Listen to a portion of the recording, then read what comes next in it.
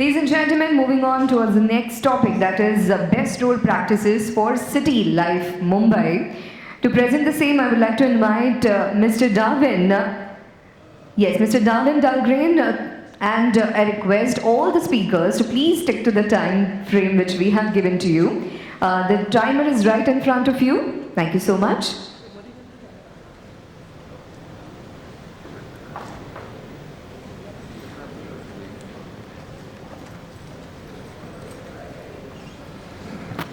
Well, good morning, everybody. It's a pleasure to be here with all the distinguished gentlemen and all you fellow transportation and public works workers. My name is Darwin Dahlgren, and I'm not the original speaker to talk at this session, but I'm going to give it my best shot. I'm with Solvera, along with my partner Ashutosh. If you want to stand up. We have a 50-50 joint venture between our companies in basically Indiana, Minnesota, USA, and then Ashutosh's Blue Ocean Systems, and we formed Solvera. Okay. So since you know nothing about me, I thought I'd give you a little bit of my background and experience, and then you could decide if you want to listen to me or Google something. I'm an engineer. I got my degree from the University of Minnesota. That's the northern part of USA, very cold there at certain times. I also have a BA in engineering studies, which is more the programming aspect. I grew up in the dawn of the personal computer, and so at that time we were figuring out how to automate the civil engineering applications onto the personal computer. I have 30 years experience working in pavements in the management and the preservation. I'm a CEO of different companies. Good Point Technology, that's a pavement consulting company. Lambda Tech is a automated data collection company. Zoom Information Systems, I guess I would describe that as a intelligent transportation systems company. I was the creator of a program called ICON, which has been around for about 30 years now, used by several hundred cities and counties in the US and China, and also a principal on numerous pavement projects. Now, since this is about Mumbai, even though most of my experience is in the US and China, I do have some experience in India, and so I thought I'd bring up the project we had in Mumbai. This was a pilot project, and the city had given us a number of roads with different characteristics, different classifications, pavement types, and we had collected a number of data points about these roads. Here's a partial list of what we collected. The International Roughness Index, the pavement load and environmental related distresses, and we use that to calculate something called the pavement condition index. That's a scale between 0 and 100, where 100 is a new road. We also did some combined indexes by taking load related readings, roughness readings, and see if we had an index that would fit the city better. And then we collected other things like cross slope and a lot of other data. Here's an example of some of the data that we posted for the city. This is a longitudinal IRI profile. So we surveyed the IRI in each lane of a roadway. It was very close to the road that our good friends at L&T had out there. I think it was at the junction.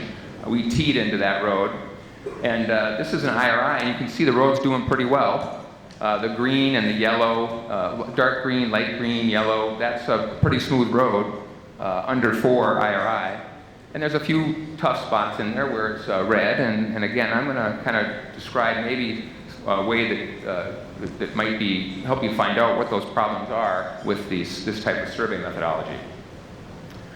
We also did a pavement condition index, and we rated these roads, and then we could develop a pavement profile. If you are responsible for maintaining roads, I think you want to know what condition they're in so you can know how to repair them and when to repair them.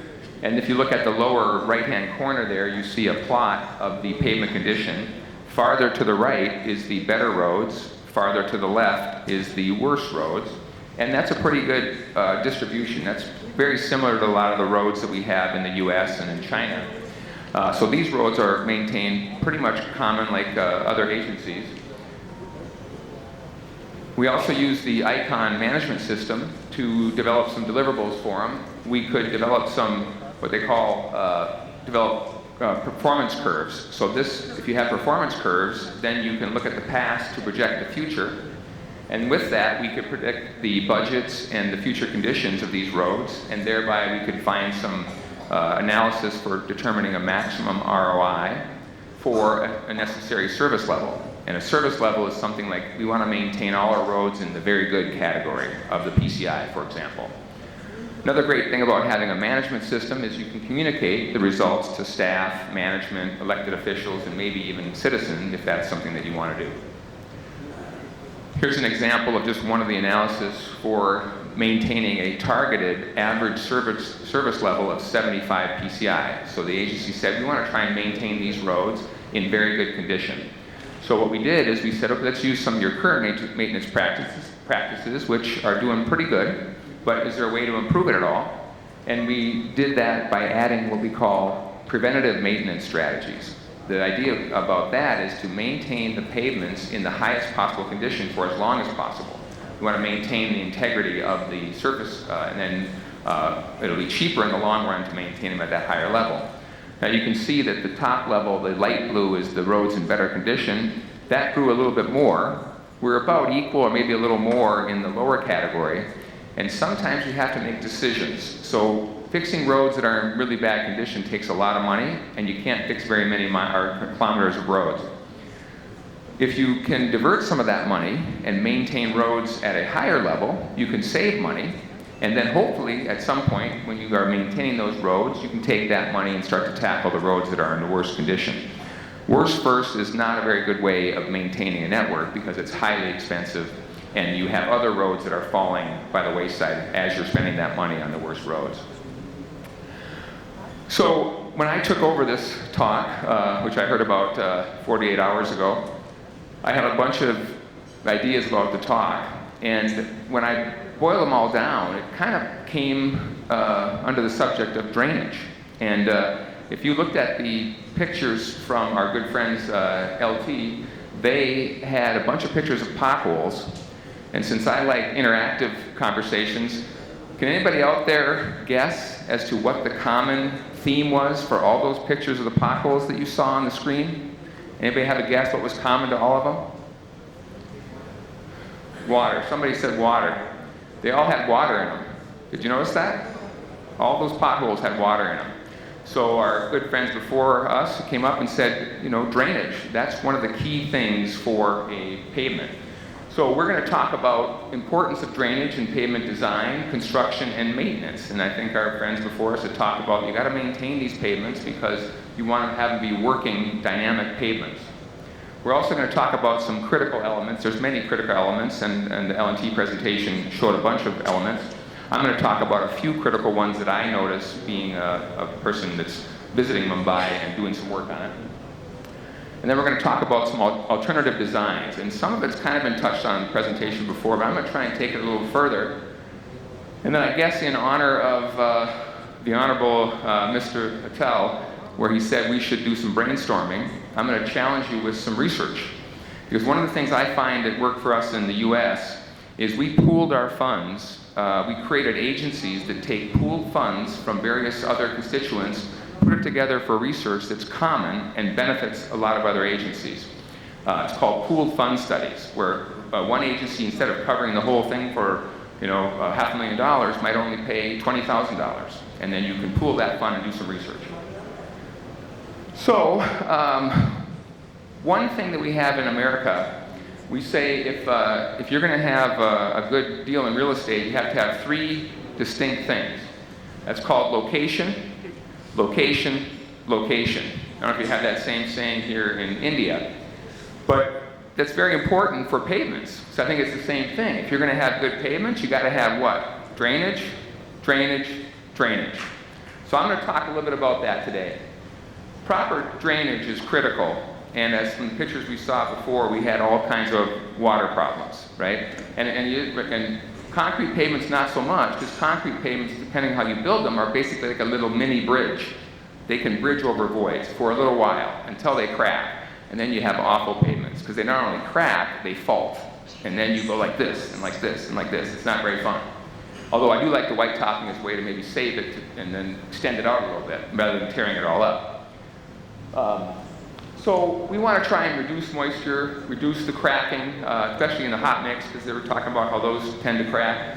And we want to preserve the strength, so we don't have that load-related problem. We might have got the same graphics, I think, from the same place as L&T, but there's two basic goals in drainage, and that is to have surface drainage. We want to have it drain as fast as possible off of the surface, and you start at the crown and you drain it out, usually. Depends on if you're super elevated or not. And then if water gets into the subgrade, you want to drain that. You want to have it drain out. You want to let that air out so that it doesn't become weak. And you also have a lot of water activity back and forth. You're going to lose a lot of fines, which loses your strength. Now, I'm going to assume that everybody in this office or in this room here understands about crossfall. You might call it camber. And that's the pavement profile there. You can see the two letters C, hopefully in the back. That's what we want to put a crossfall at. In this chart here, they're recommending these designs on item C there to be a 3% crossfall. Now that's something you can deal with in a design. If you're living in a very dry, arid region, you could probably go less than that, because 3% is pretty decent, and if you're going to drive, you're going to always be at an angle, so you want to balance that out. If it's a very dry region, maybe you want to go with a 1.5%, 1.5% or 2%. If you're in a heavy rainfall area, you might want to increase that to go up to 4%, maybe 4.5%, depending on the speed, because there's some design issues with that too.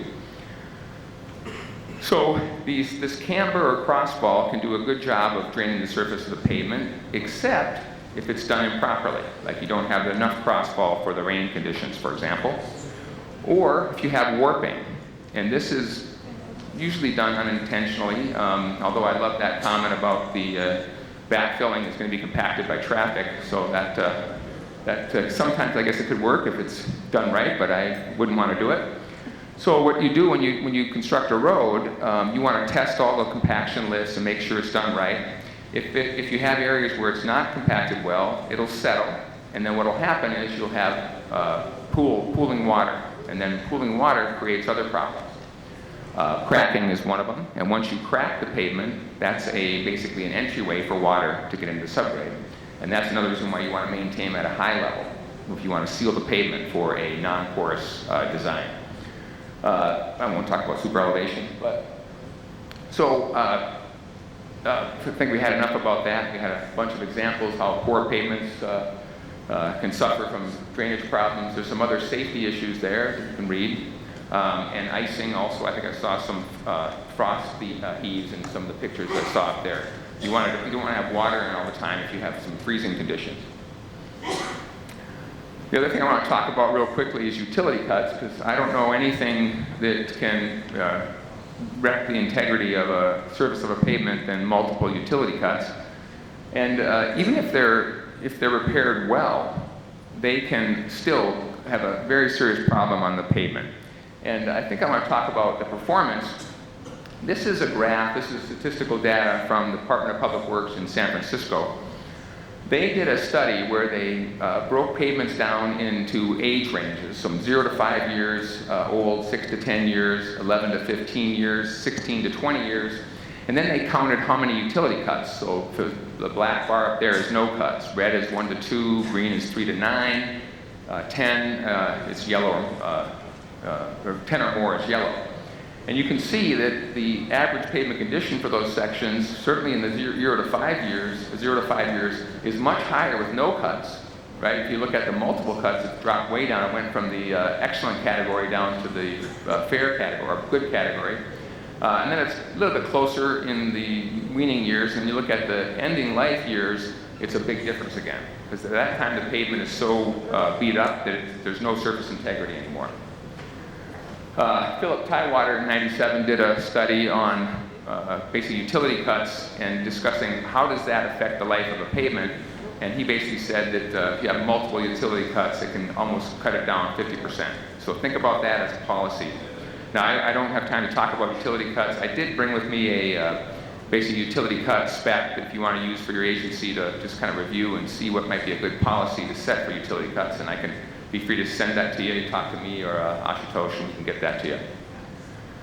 So drainage structures. Urban areas usually use curb and gutter for urban areas, and they can be concrete or they can be asphalt. Again, you want to maintain these. Maintain the joints between the asphalt and the concrete, or if it's a bituminous curb, there's usually a joint between the curb rise and the gutter area. Another thing I wanted you to remember is don't forget about the other side of the curb. So you grade it and compact it so it stays to direct water into the curb. But the back end of the curb, if you're going to have vegetation, which I'm going to talk about that before, if you want to use some vegetation, or you have a sidewalk or something like that, that has to be graded so that it meets the high top level of that curb. So when you have a heavy rain event, it's going to flow over the curb, onto the gutter, and carry to the catch basin and away. You don't want the curb to be a dam so that it's trying to drain away. It hits the curb, stops right there. Now you have cooling water. Guess what it does? It seeps into the ground, it goes into the subbase, and then you have structural problems. It starts to settle, you get cracks. What's nice about the pavement condition index that we use for the Mumbai study is it's designed to have these certain types of distresses that tell you what might be going on, right? So if you have edge cracking, there's a good chance you have some subgrade deterioration. Or if you have alligator cracking, you have other load problems. So that's something you can do where you can infer other problems from a surface condition survey. Highway drainage structures. They're usually crowned and sloped based on usage and speed of the vehicles and so on. And they usually drain via shoulders, and then they're drained into ditches, and ditches either let it absorb in the subgrade or sloped and carried off to some other location, but usually as fast as it can away from the pavement structure. Different types of shoulders. There's impervious, where you have what we call a hot mix asphalt impervious layer that carries the water away from the traffic surface as fast as possible. And these areas are sloped usually a little more. So if your pavement traffic area is sloped at 2%, this might be 3%. Semi-pervious is gravel, and depending on how much it's compacted, it may be more or less impervious. But you want to have that maybe sloped a little bit more, because it'll run off slower. Or if you have sod or other very porous, you might want to steepen that up a little bit. Be careful not to make it too steep, because somebody pulls a car over there, it's soft, their tire sinks, and bad things happen. Other thing I just want to talk about real quick that's sometimes overlooked is the ditch line, which is this area.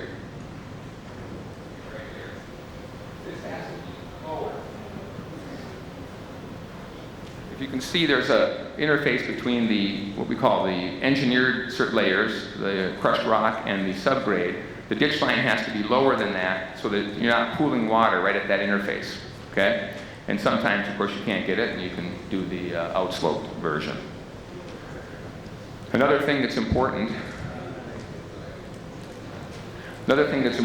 is what you don't want to do is stop the layers right at the edge of the pavement and then put the impervious topsoil up against the road.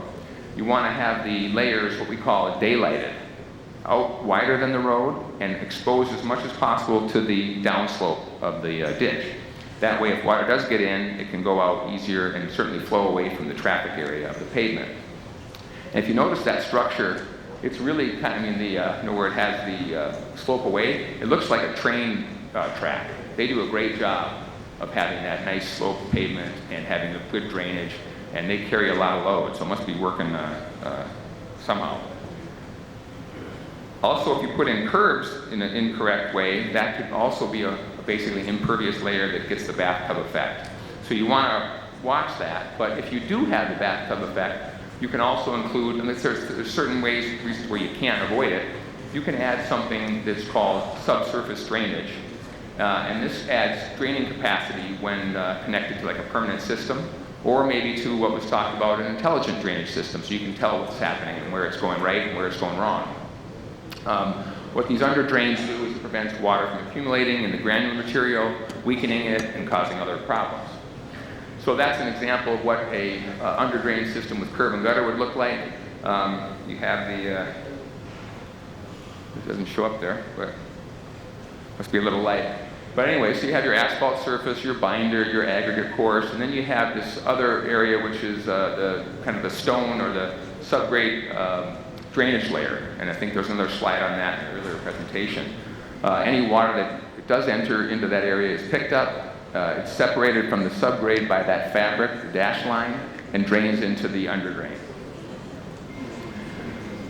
Usually washed mortar is, mortar sand is kind of the preferred method for the lining of these under drains. It's basically a clean, essentially one-sized stone. It's more permeable than most subgrade soils, but it still has enough filters to keep the fines in. So it's a pretty good product. If you want to add drainage to that, that's where you can include the perforated pipe. Then you usually want to wrap it with something. And then you want to make sure you have a good fabric that's not going to have your drainage system basically pull fines out of the soil and clog up your drainage system. Okay, now the question I have for you is drainage plus porous surfaces. Is that the key to preserving pavements or not? So permeable pavements, I think we had a little bit of a bullet point on that in the last presentation.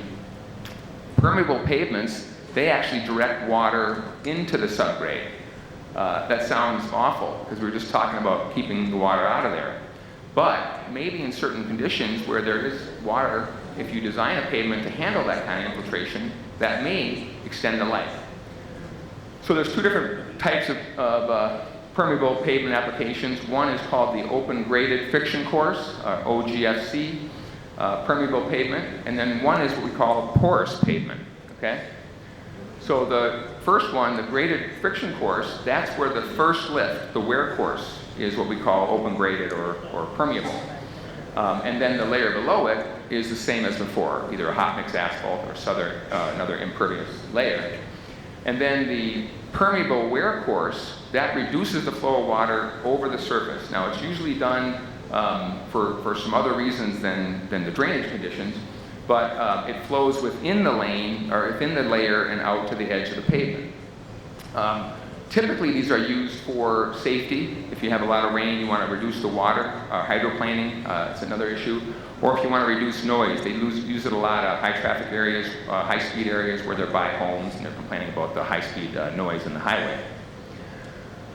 The other type of pavement is called a porous pavement, and the objective in this pavement is that you provide void spaces for the water in the porous layers, and that way it absorbs the water, drains through the pavement and out.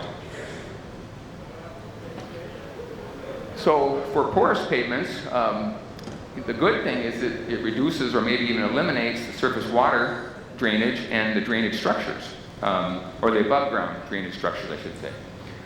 It also eliminates retention ponds. If you have a certain requirement for putting in roads, you have to retain the water for environmental aspects. It can reduce that or eliminate that in some cases.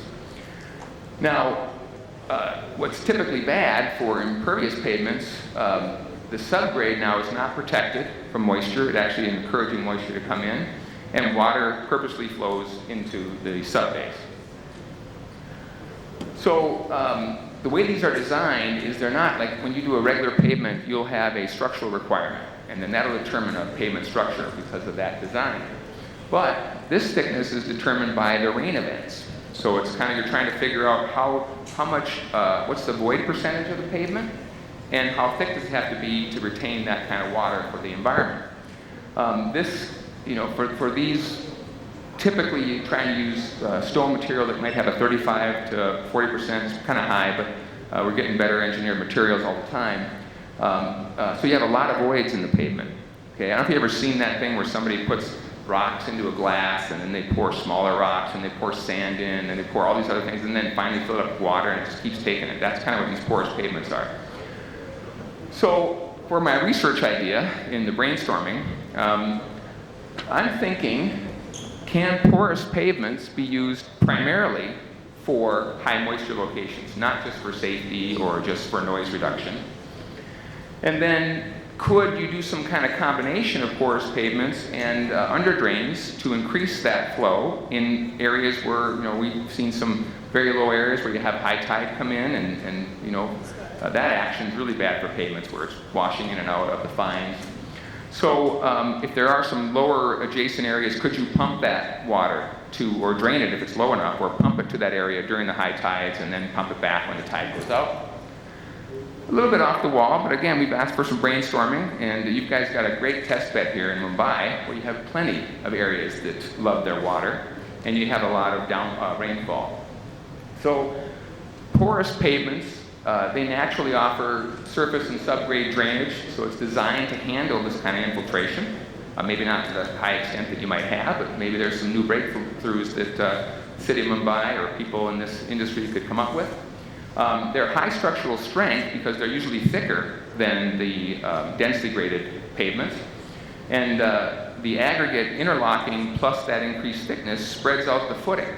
So that's usually good for weak soils when you've got a more distribution of the weight. And then there's less concern of loss of the fines because there aren't any fines in the pavement. So again, it's a little bit off the wall here, but this is a talented room, I can tell. So I would throw that out to you. And with that, I understand we either have questions or we're behind time, so should we just move on? It's up to you. Okay, sounds good. Thank you very much.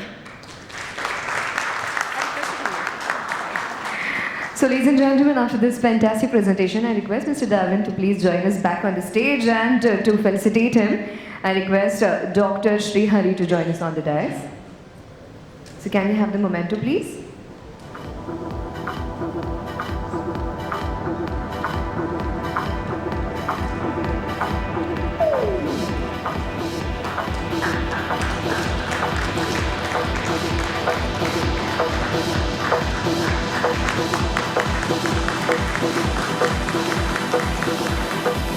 Now we are open for questions. If you want to ask some questions to Mr. Darwin. Do you have any question? Anyone? If not right now, then during the lunch break you can ask him in person. Thank you so much. Thanks a lot. Do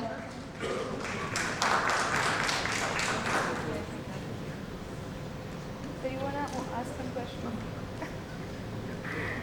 Yes. All right, so ladies and gentlemen, moving on to our third session, that is on the coastal roads. I invite Dr. Vishal Thomre. He is the BMC engineer to present the same. Can we have a huge round of applause for him?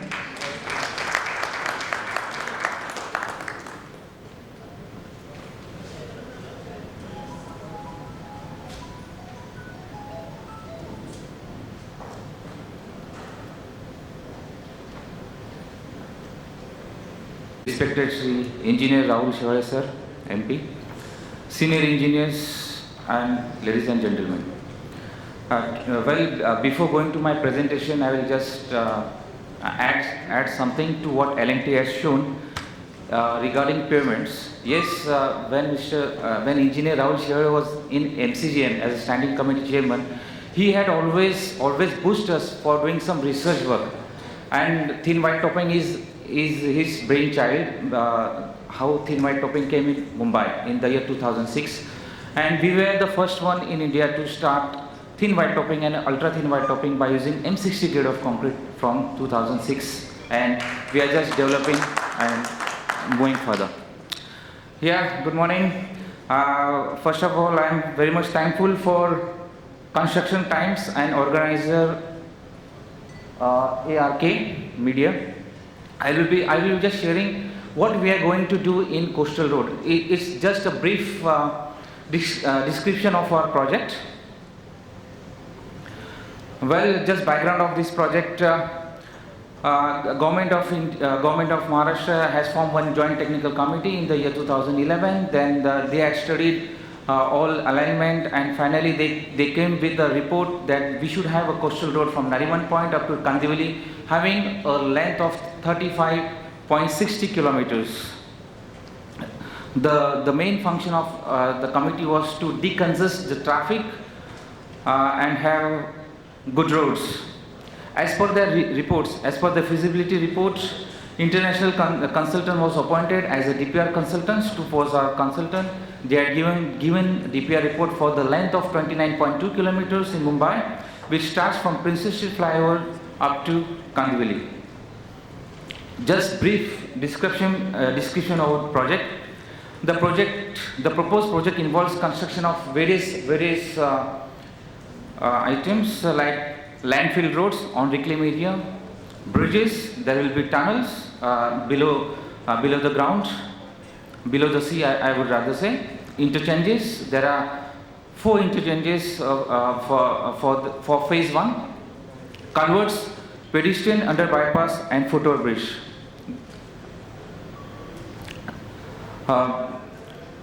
Just presentation. Okay.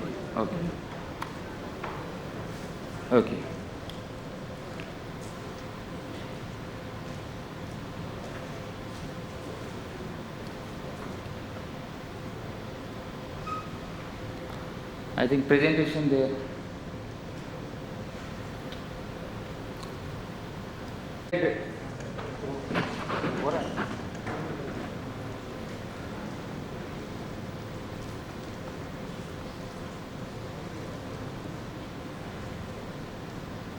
The slide they had shown we are having 1941 kilometers of roads in Mumbai.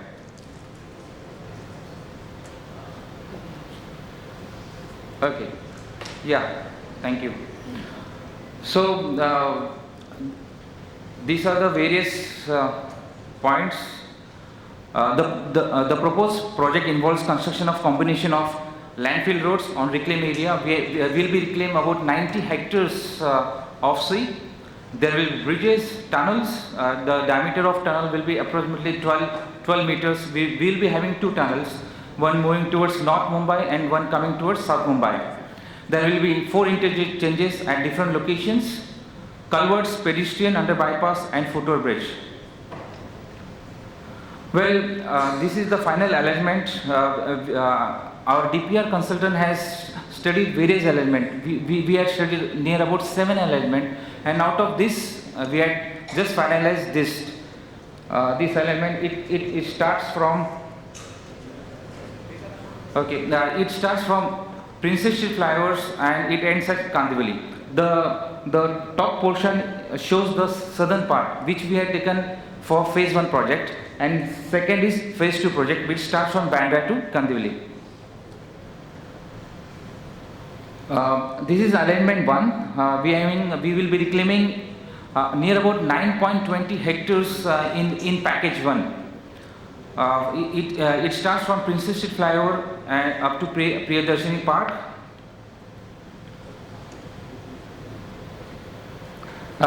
This is just a schematic section of Marine Drive. This is the tunnel.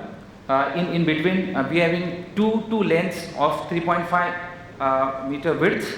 Then there will be a service road near Police Gymkhana. Here there will be existing road on Netaji Subhash Chandra Bose. Then there will be again this lane will be moving towards tunnel, and we are going to extend the promenade. This is the schematic view of first phase. These are the two tunnels, one going towards north, one coming towards South Mumbai. This is just the schematic view of the project. This is the tunnel entry. This is the interchange which we were expecting. First interchange was at Princess Street. Second interchange is at Amarsan Garden.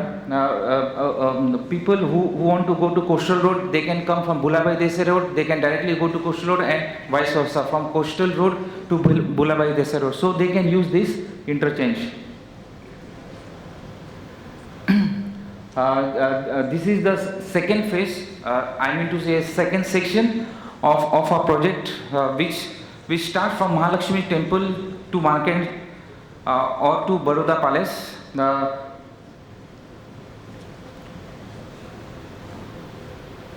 This is the schematic view of the existing project.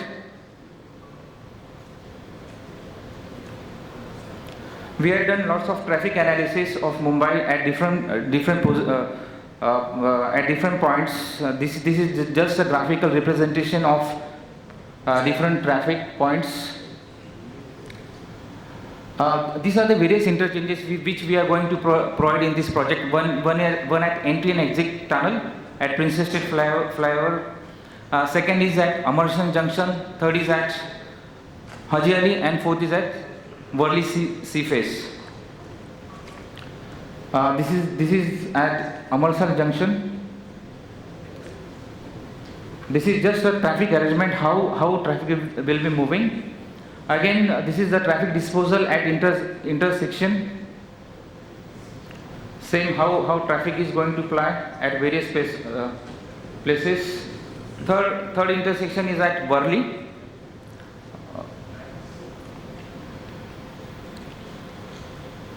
I think it's not working properly. Okay. Now we had already completed our tendering process, and a contractor has been allotted for package 1. Basically we are having 3 packages: package 1, package 2 and package 4. For package 1 we are having L&T, for package 2 we are having SCC in JV with HDC, and for package 4 we are having again L&T. So we had already given LOI for these contractors, and they had already started their preliminary work, mobilization and site office, and all has been already started. We had obtained various NOCs from government. There are total 18 NOCs which we had obtained from government. So few of them are Maharashtra Coastal Zone Management Authority, MCZMA. One is MOAF, Maharashtra MMB, Maharashtra Maritime Board, Coast Guard, Maharashtra PWD, and total we are having 18 NOCs. So we had already started our work, and the duration of this project is 4 years, and in 4 years or even before 4 years we are going to complete this project. Estimated cost for this project is about 15,000 crores, which is from Princess Street Flyover up to Kandivali. The southern parts which we had taken phase 1, which is from Princess Street Flyover up to Bandra-Worli ceiling at the end of Worli end. The total cost of project is around 8,600 crores, and the length of this pavement for phase 1 is 9.98 kilometers. We had done extensive studies. Each and every point was studied in details, right from oceanography and all. These are few analysis of alternative alignments. One is impact on roadside trees. What would be impact on existing trees, impact on religious heritage structures. This was also studied in details. Sea view rise and natural drainage pattern. What would be the various points when we'll be constructing our structure in sea during construction, and what would be the effects after construction. All these studies are done in details. Analysis of alternative material for embankment. In 80 to 90% will be using local material which are available in and around Mumbai. Road safety and safety during construction and operation of road. This is also studied in minute details. Effect of climatic change based on predicated sea levels and strong sensitivity. Now, these are the various materials which during our project will be requiring. Right from reclaim fill, it's around 74 lakhs of cubic meters. These are the various materials. If you take example of concrete, it is approximately 5 lakhs cubic meters. So huge quantity of material will be required for this project, and as far as possible we will be using local material, and we'll stick to economy. Project summary. Mumbai Coastal Road project addresses the challenges of solving traffic woes of Mumbai, optimizing land use, protecting heritage sites, and creating new architecture in the city. The project connects the iconic structure between Marine Drive in the south to Kandivali in the north, comprising of various tunnels, reclaimed land, roads, sites, bridges with various interchanges. The reclaimed land would serve a vital public recreation spaces in cities for open space. We are going to create open space. The total reclaimed land will be around about 90 hectares. Out of these 90 hectares, we are going to convert this 90 hectares. From these 90 hectares, 70 hectares will be green. So there will be a green open space, and on these 20 hectares there will be roads, bridges and interchanges. Benefits of this project: yes, there will be time saving of around about 70 to 75%. If you travel from Marine Drive to Worli, it takes normally one hour depending upon your traffic, but after this project it will take hardly 12 minutes. Fuel saving up to 34%. carbon footprints will be reduced, decongestion in traffic due to seamless coastal road travel because there will be no signals for entire project, creation of new green spaces, there will be a dedicated lane for BRTS, there will be a dedicated lane for ambulance for a width of 2.75. Provide coastal erosion protection by providing sea walls and protection against storm surge and floods. Giving back to people. As monument project with the potential to impact Mumbai Coastal Road project enhanced with various local bodies to study and migrant uses. It offers direct or indirect employment of about around about 1 lakh of employment will be produced during and after construction of our project. Strategically located bridges allows uninterrupted passage of boats to protect livelihoods of our fishermen. Mumbai Coastal Road project ensures best ride comfort with enhanced overall road safety. All surveillance system is taken care of this safety. Remote areas of Mumbai will get a viable link opening up trade and transport. Free to all. We are not going to propose any toll. So it will be a toll-free road for phase 1 for 9.98 kilometers. Thank you. Apart from this, I will just show you one film of Coastal Road. It's just a walkthrough. It's just a 5 minutes film.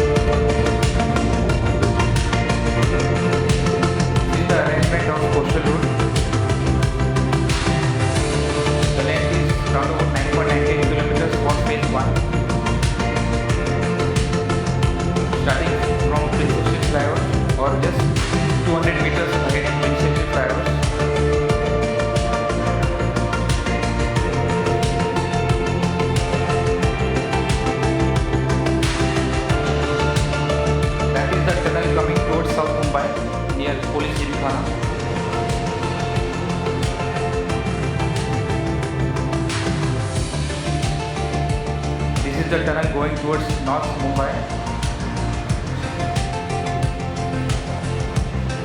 Just underground, and the exit of tunnel will be at Priyadarshini Park in APC Road.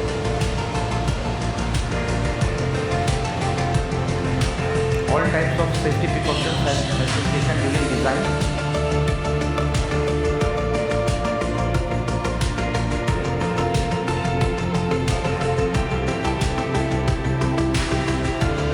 The first interchange at Amarsan Garden. This is just a traffic flow, how traffic will be flowing from Marine Drive to Amarsan Garden or Sea Link to Amarsan Garden to Marine Drive. The right portion is dedicated lane for BRTS, only bus will be flying on that pavement.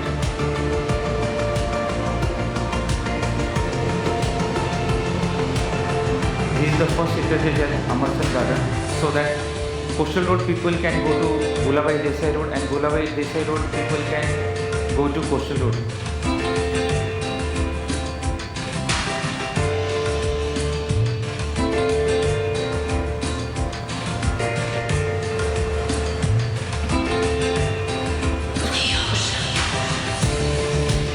this is the green area which we are going to reclaim, about 70 hectares. This is the reclaim area.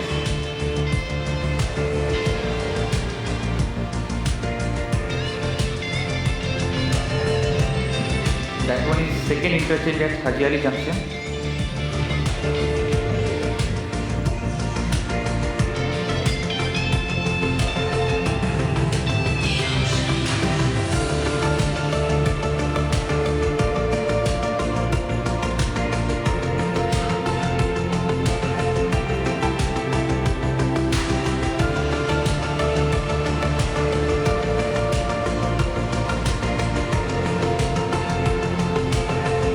How this interchange will be coming in future.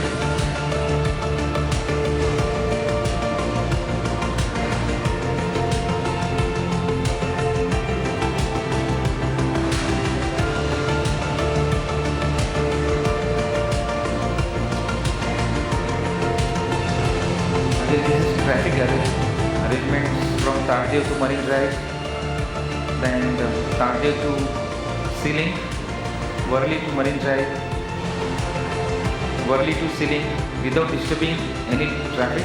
Marine Drive to Tardev, there will be no signals on this pavement. Marine Drive to Worli, again Sea-Link to Worli. We are having pedestrian underpasses for Hajiari, and there are various underpasses on this project at equidistance.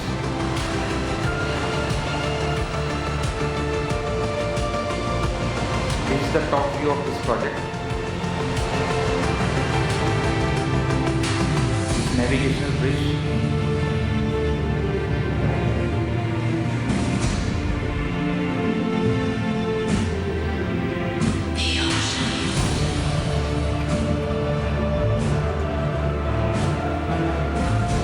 Even on this reclaimed portion, we are going to have one BRTS bus terminal over there.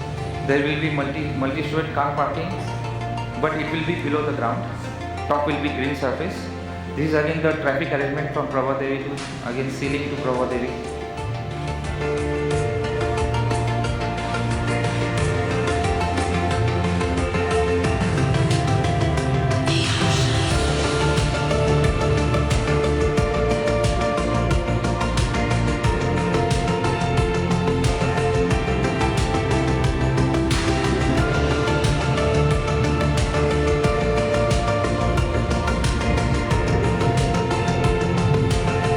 There will be various facilities, there will be amphitheaters, there will be garden, viewing galleries on these reclaimed portions. Lots of open space will be there.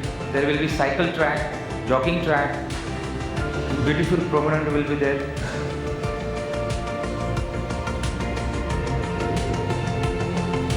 Cycle track.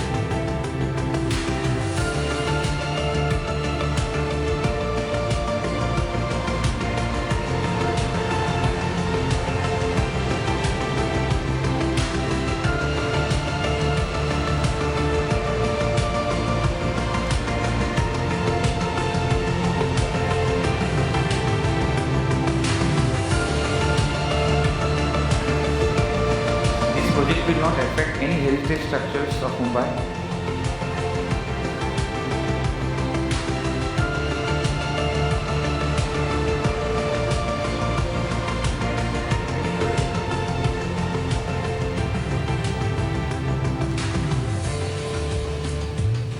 At the end, we are going to connect existing Bandavari Sea-Link.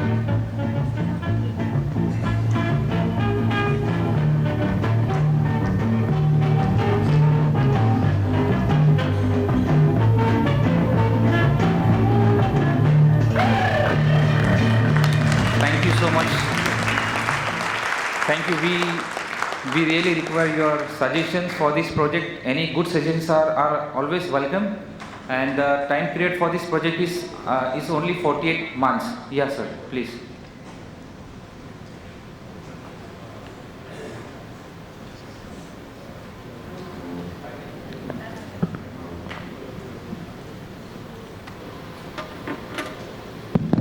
My name is KP Bakshi. I Sir. am chairman of the Maharashtra Water Resources Regulatory Authority. I see that you are reclaiming some of the portions of the coastal road. Yes, sir.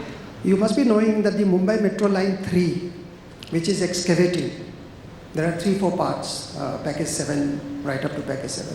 They are dumping it far beyond Chembur. Why can't you combine these two things? Because L&T is a part here also, and L&T is a part there also. Yeah. If MMRDA can take it up and use that location for reclamation, by using this material in dumping, there you will be saving a lot of cost. That is my suggestion. Yeah, yeah. So we had already taken care of this, and talks are going on, and we'll be using that reclaimed material for reclamation of sea. Hello, I have one question, sir. Because generally, last year I was in San Francisco attending one international conference. In USA, what they are doing, giving more and more lanes for the traffic alone, it is going to create a congestion again and again. So that is not the ultimate solution for sustainability. So in the same right of way what you choose, why can't you have a metro rail or a monorail which also supplement more number of people at a time? Yeah, metro is already coming. Line 3 is coming parallel to that, and a detailed traffic study has been already done. It will not decongest. I got your point. Whenever they will come to exit portion, so there will be a traffic chaos. No, but that point is taken care because the arms are divided in such a way that at any point of junctions there will be no traffic chaos. That has already been taken To care. put it very clearly.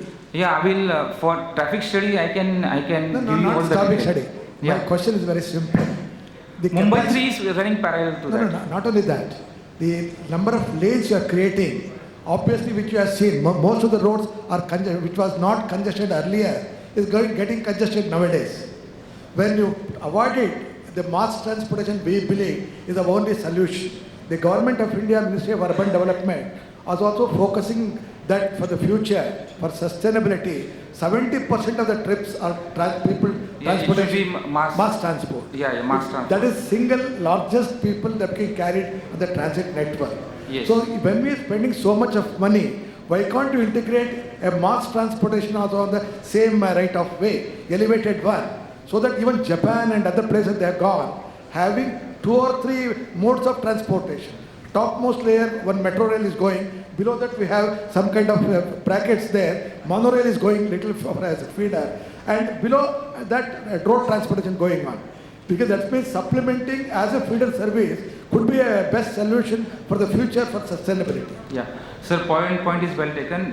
Just to add for this, we had already taken. We are going to do rapid BRTS. So there will be one dedicated lane for mass transport, and yes, further we'll study it. Yeah. Thank you, sir. Well, thank you so much, Mr. Thombre. I request you to please wait for a moment with us, and I invite Mr. Sainath Rajadhyaksha on stage to hand over the memento to Mr. Thombre for this wonderful presentation. Can we have the memento, please?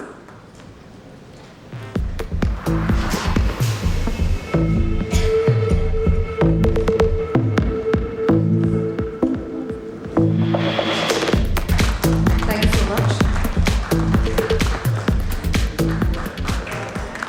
So, ladies and gentlemen, with us today is Mr. Rajan Bandilkar, the chairman of NARDECO, Maharashtra State.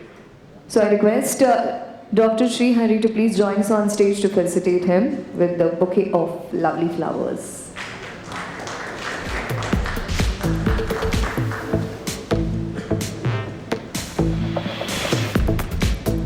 I would like to invite on stage the Vice Chairman of NARDECO, Mukesh Mehta, as well.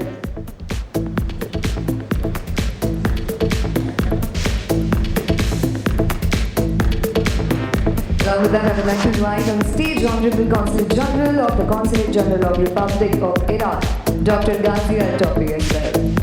Please join us on stage.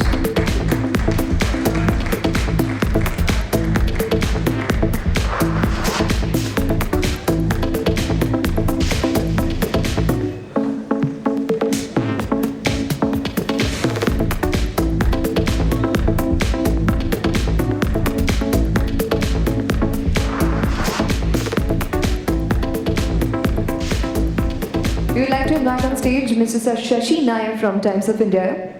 Can we have a huge round of applause for him? Mr. Shashi Nair from Times of India. Dr. Srihari, please, requesting you to wait for a moment.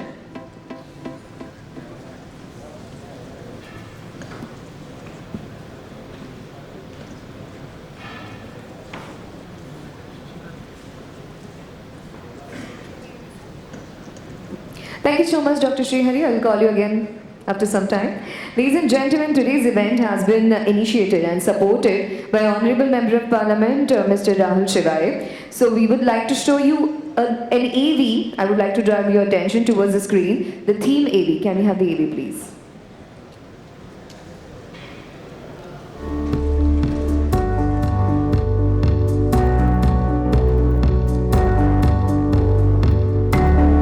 Mumbai Infrastructure Global Solutions Summit 2018. Mumbai Member of Parliament Mr. Rahul Shivai initiated a day-long conclave to solve infrastructure issues in Mumbai. Being the financial capital of India, Mumbai is expanding day by day, which creates a pressure on the city's infrastructure. Mumbai is facing problems like poor road conditions, water shortage, traffic jams, and many more. To address these problems and to find a solution, a Member of Parliament from Mumbai, Mr. Rahul Shivai, has taken a promising step. Mr. Rahul Shivai has initiated Mumbai Infrastructure Global Solutions Summit 2018, a day-long brainstorming conclave which will provide a platform to international experts, corporate personalities, and government officials to dig a solution for infrastructure issues in the city. It will be the first time that any Member of Parliament is taking such initiative to overcome the city's infrastructure issues. This historic event will be inaugurated by Chief Minister of Maharashtra, Mr. Devendra Fadnavis, and Shiv Sena Party Chief, Mr. Uddhav Thackeray, will be the guest of honor for the award ceremony followed by the conclave.